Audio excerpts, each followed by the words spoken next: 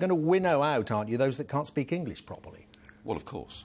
I mean, don't we want to live in a country where we speak the same language? And isn't it scandalous?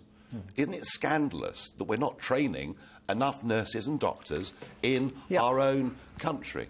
And I don't know about you, but whether you've ever been to a GP that didn't speak very good English, and it's something that people out there are talking about. The whole point about immigration, whether it impacts on the health service or elsewhere, is we have to have proper integration. But, I mean, do you know what proportion the estimate is of NHS staff who are not British-born? Well, it's getting higher every year. Well, do you know what the proportion is? Well, I mean, the estimate is about 11%. Yeah, there was a recently false figure put out of 4/5 of nurses, which is wrong. No, it's right. It's about 11%. So you've got 1.3 million, the estimate is, working in the NHS. You're talking about 130,000 people who you have to check as to whether they can speak English or not. I thought it's fairly obvious, wouldn't you? And we have seen medical cases. And if cases, they can't, you'll sack them. Well, if people don't speak English and they're dealing with English-speaking patients, surely they shouldn't be employed in the first place. OK, so they will go.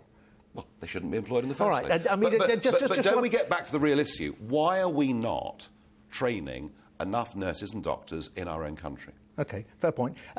Another point just on the NHS, and this is from what we do know about your plans for it. We will ensure that visitors to the UK have private health insurance as a condition of entry. So you hop on the train in Paris, last-minute business meeting, you come here, you're not born in the UK, you don't have private health insurance, you turn them back at St Pancras. Well, there are about 200 countries in the world where if you or I went to work there, we would not automatically be entitled to free healthcare on their state.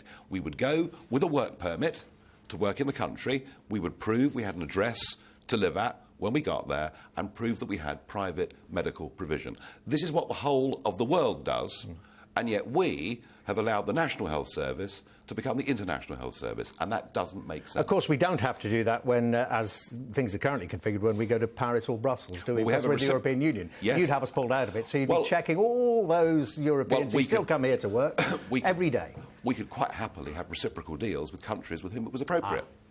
But is it appropriate to have that deal with countries where a trickle of people go and work in those countries and a huge number from their countries come here? It's about being sensible with this. Of course we can have a reciprocal deal with France or with Spain if that suits us to do it.